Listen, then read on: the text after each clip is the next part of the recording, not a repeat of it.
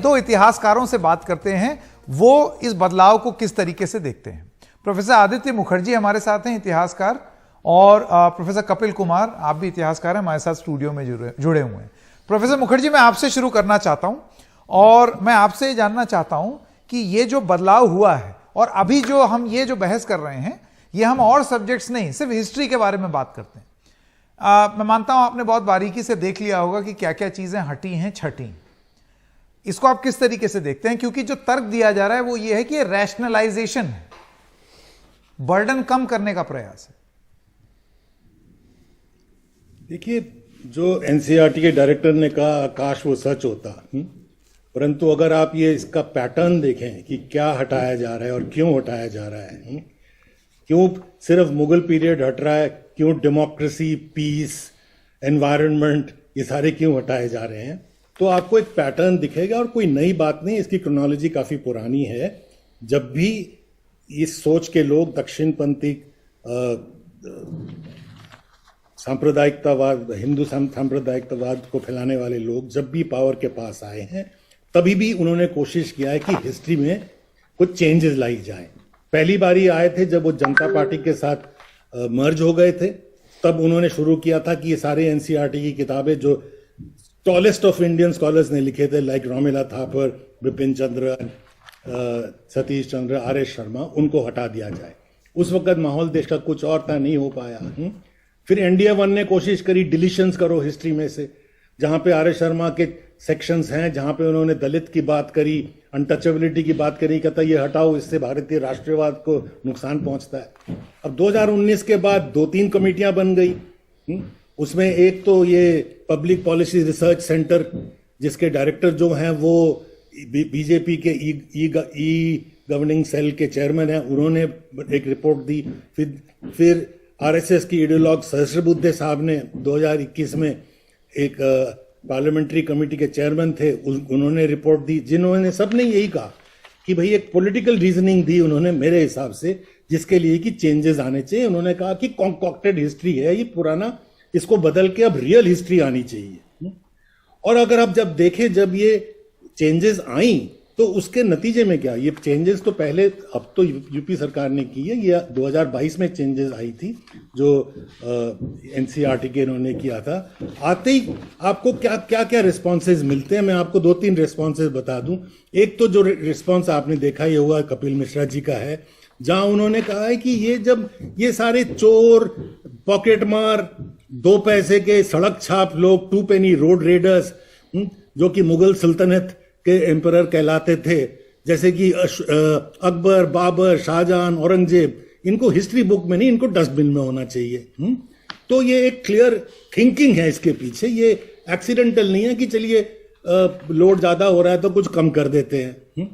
आपके हमारे प्रधानमंत्री जी ने भी कहा ये 27 दिसंबर 2022 में, ये एनसीईआरटी का जब ये चेंजेस हुए उसके इमीडिएटली बाद उन्होंने कहा that there is this concocted history which needs to be changed. उन्होंने कहा on the one hand there was terrorism and on the other spiritualism. On the one hand there was the mighty Mughal Sultanate blinded by religious fanaticism. On the other hand there were the gurus gleaming with knowledge and living by ancient principles of India.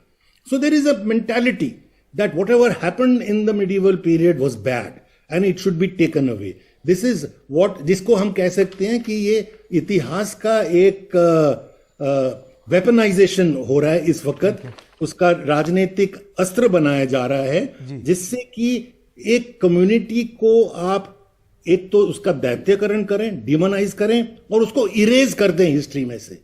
और history का एक बहुत बड़ा lesson यह है कि जब भी किसी कम्युनिटी को इरेज करने की कोशिश करी गई है, नाम बदल के, हिस्ट्री में से निकाल के, उनको डिमोनाइज करके, it has been followed by a genocide.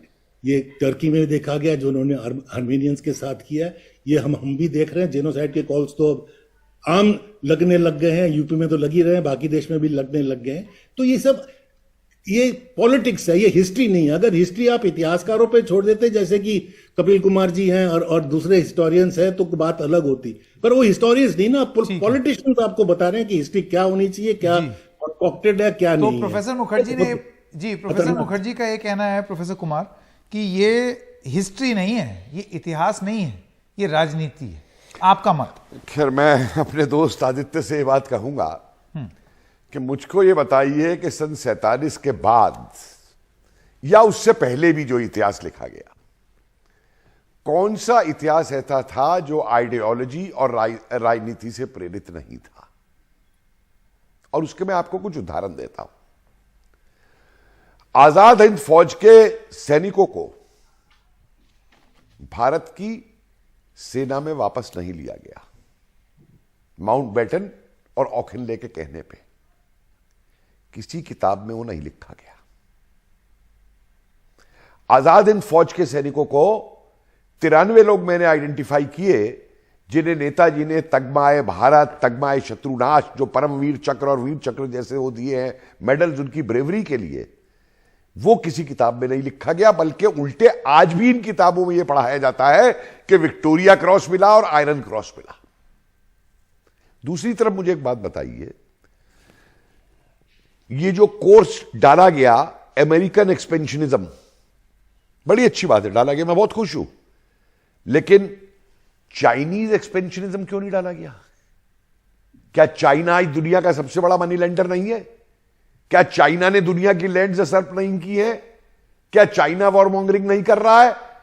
लेकिन उसके चेयरमैन उस समय हिस्ट्री वाले और वो बनाने वाले क्योंकि नक्सलाइट विचारधारा से रखते थे, तो चाइना क्यों आ जाएगी उसके अंदर? दूसरी बात आती है, देखिए, अगर इतिहास को इतिहास के तरीके से रखा गया होता, मैं सहमत हूं आदित्य की बात से कि इतिहास को इतिहासकारों पे छोड़ दो, लेकिन अब मान लीजिए किसी काल के अंदर कोई बर्बरता हुई, तो अगर हम यह मान लें कि भाई ठीक है उस काल में यह बर्बरता हुई थी, आज हमें इसकी जरूरत नहीं है, तो बात आगे बढ़ती है। लेकिन अगर हम उस बर्बरता को छुपाएं, हम यह कहें कि अकबर ने चित्तौड़ तो जीत लिया था, लेकिन चित्तौड़गढ़ के अंदर जो 40,000 नागरिक मारे थे उसको हम छुपा जाएं इतिहास के अंदर, तो रिएक्शन होगा और उस पर राजनीति बढ़ेगी पूरे उसके ऊपर।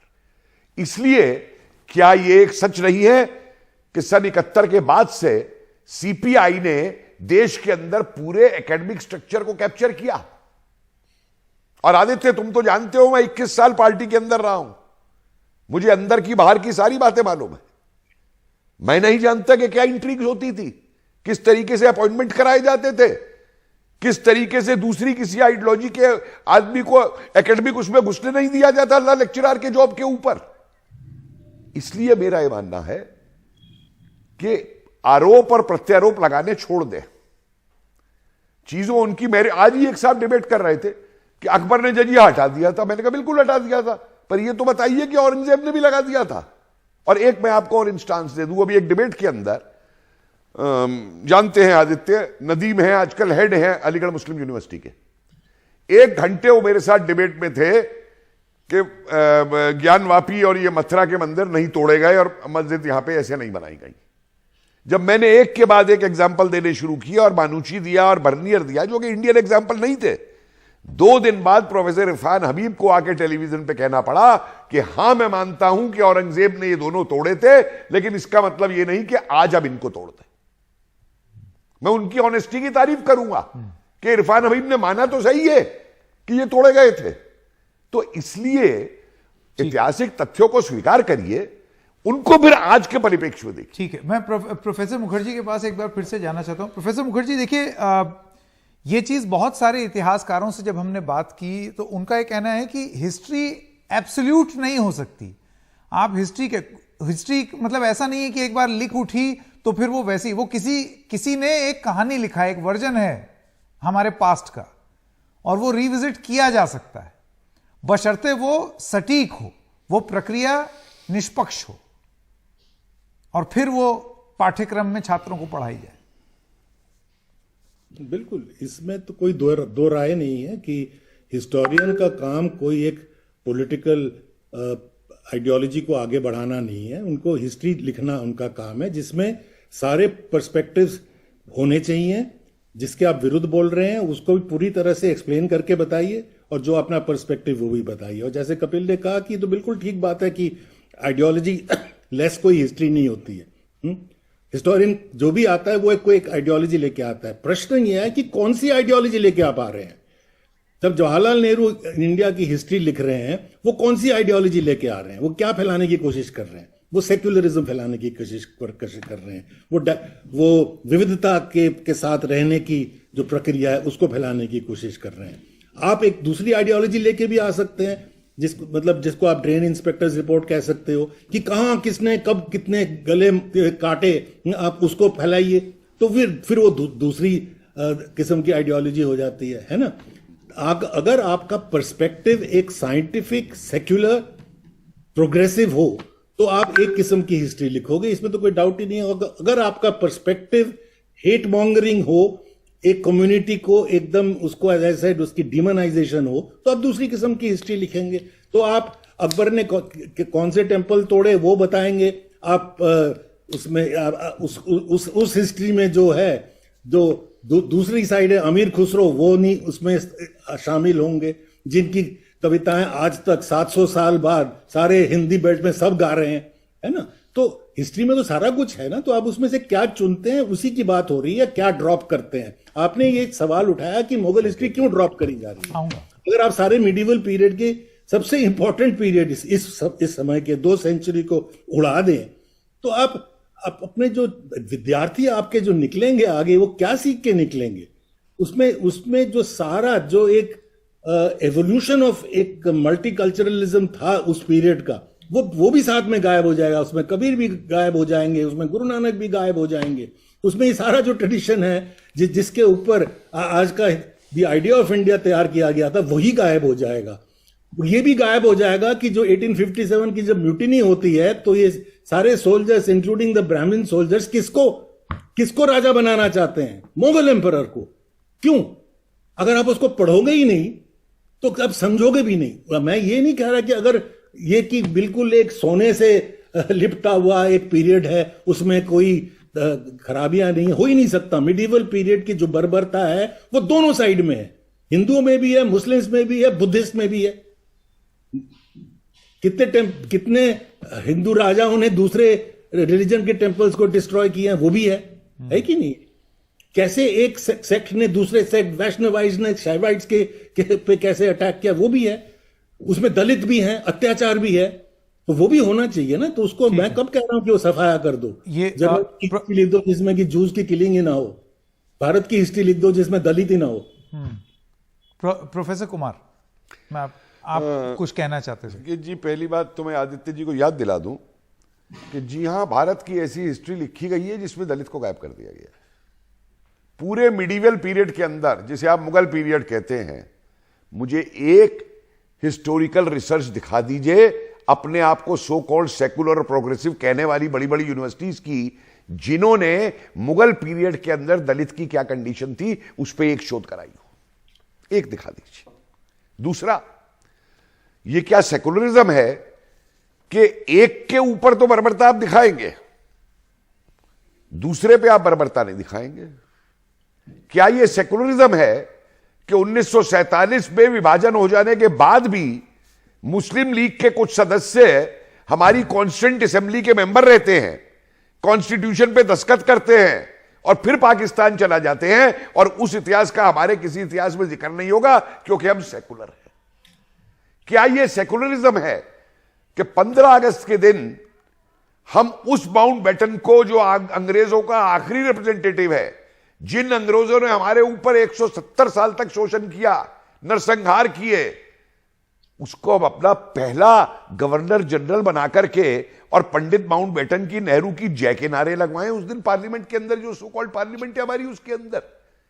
माफ कीजिए, इसलिए यह कहना बहुत आसान हो जाता है कि सेकुलर और सेकुलरिज्म का मतलब क्या है। आप मुझसे ज्यादा अच्छा जानते हैं कि सेकुलरिज्म का मतलब है ब्रेक विद रिलीजन, स्टेट का रिलीजन से ब्रेक, ना कि अपीजिंग ऑफ एनी रिलीजन, चाहे वो कोई भी पार्टी किसी का भी करती है। लेकिन देखिए प्रोफेसर कुमार, बहुत ही रोचक चर्चा है और मेरा मन कर रहा है इसको आगे भी बढ़ाई जाए, लेकिन समय नहीं है क्योंकि एक और खबर भी करनी है। लेकिन यही चीज पलट करके इतिहासकार और लोग जो इस फैसले के विरुद्ध हैं वो यही बोल सकते हैं कि स्टेट का रिलीजन से कोई लेना देना नहीं है। तो अभी जो हो रहा है, जो कटनी छटनी हो रही है, उसका भी रिलीजन इंपैक्ट नहीं होना चाहिए। नहीं होना चाहिए, ये भी बात कही नहीं होना चाहिए। और देखिए यही नहीं, स्टेट का रिलीजन से टोटल बाइकआउट होना चाहिए अगर हम सेकुलर है तो, या सेकुलर शब्द हटा दीजिए। हाँ, आप ये कहिए कि हमारे वो सर्वधर्म संभव है, हम हर रिलीजन को सपोर्ट करेंगे, बात खत्म हो गई। फिर सेकुलर शब्द हटा दीजिए, क्योंकि सेकुलर शब्द का जो उद्भव है, और दो मीनिंग सेकुलर के नहीं हो सकते। तो यूरोप में सेकुलरिज्म का कुछ और मीनिंग होगा तो और यहां पे कुछ और मीनिंग होगा। मुखर्जी और प्रोफेसर कुमार, अच्छा लगा, रोचक था ये चर्चा, बहुत रोचक थी, अलग अलग व्यू पॉइंट्स पता चले। लेकिन अब इतिहास की किताबों में बहुत सारी चीजें नहीं होंगी। हम इंतजार करेंगे ये जानने के लिए कि उसके बदले क्या होगा, क्योंकि अभी ये बताया गया है कि बोझ कम किया गया है, तो कुछ ऐड नहीं किया गया है, बस घटा लिया गया। आप दोनों का बहुत बहुत धन्यवाद हमारे साथ जुड़ने के लिए।